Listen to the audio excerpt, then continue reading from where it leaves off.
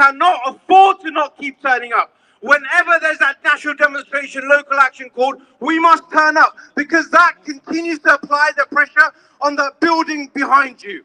So everyone, the next national demonstration is on January the 18th.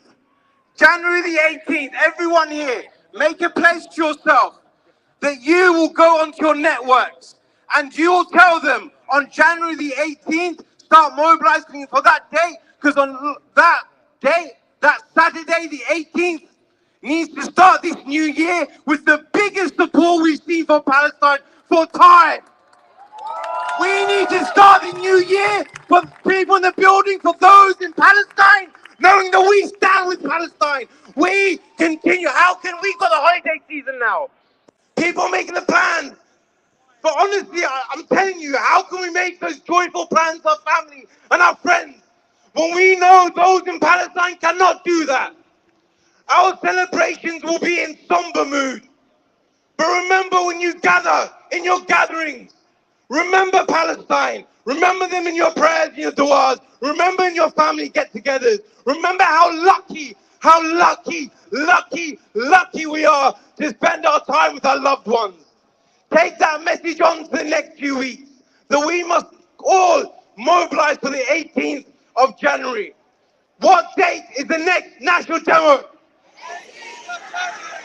And we all pledge to do whatever we can in our communities to make this demonstration the biggest it has for a long time.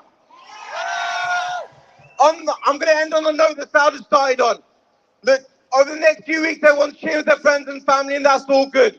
Make sure you ain't chilling with Coca-Cola. Boycott Coca-Cola. Coca-Cola is your taste of apartheid. Bun that, none of that. Free!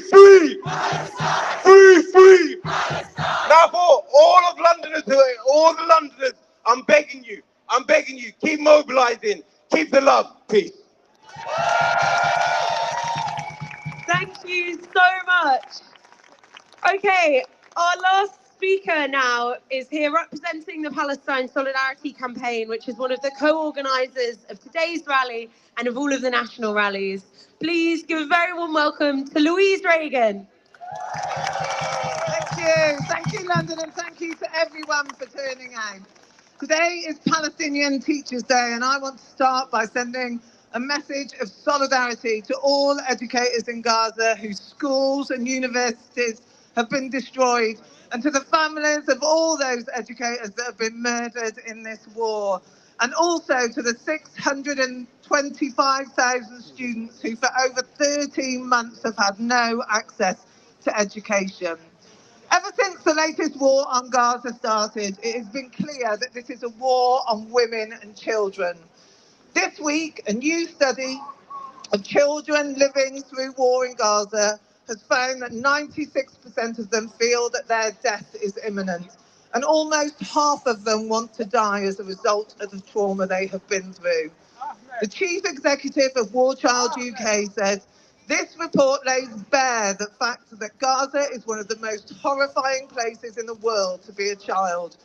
Alongside the levelling of hospitals, schools and homes, a trail of psychological destruction has caused wounds unseen, but no less destructive on children who hold no responsibility for this war."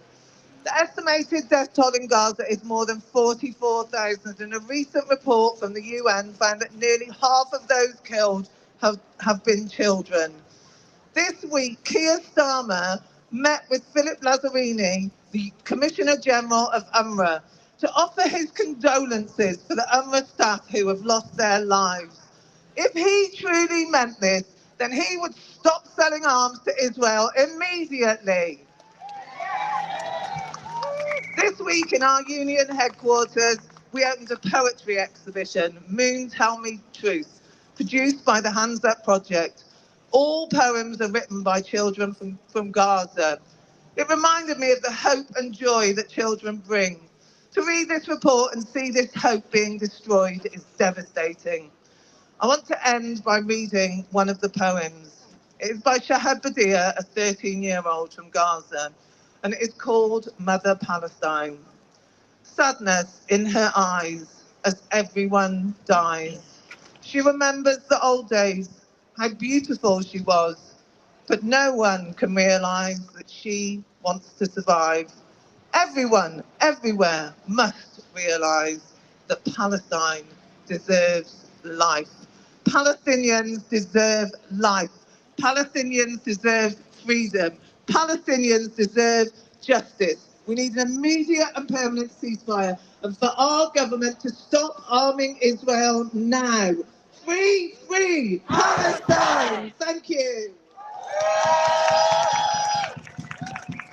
Free, free, free, free, free, free, free, free, free. We are now going to have a performance from a choir formed from various solidarity groups led by the Reverend Helen Burnett from Christians for Palestine.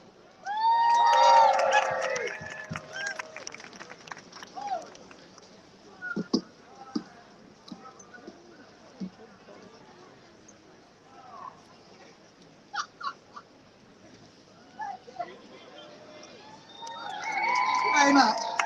Thank you so much for inviting us on stage. We're going to sing for you in a moment. I'm standing opposite my HQ over there. As a priest in the Church of England, I am ashamed of the silence of so many Christians and churches.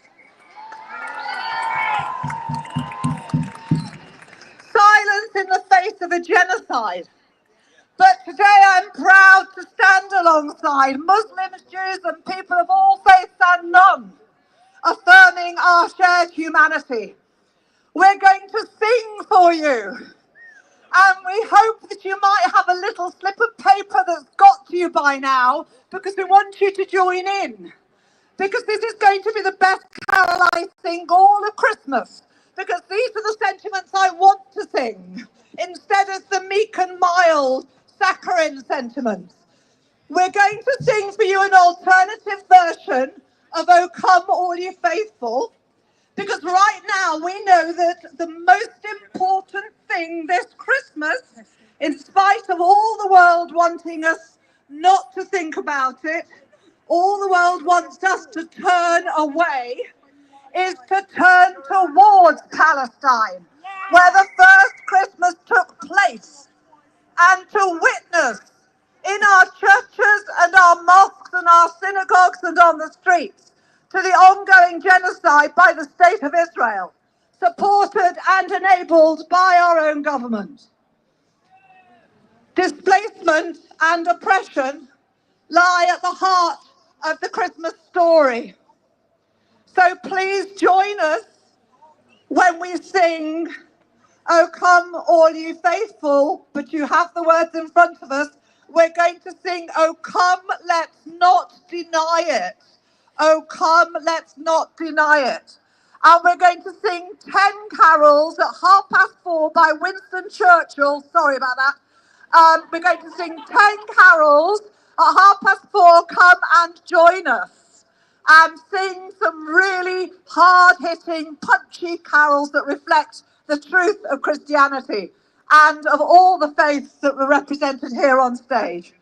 So, along with they've got a choir now, fantastic. I'm not the singer. Deborah's going to lead us, and somewhere we've got Brian. Come forward, Brian. Come forward.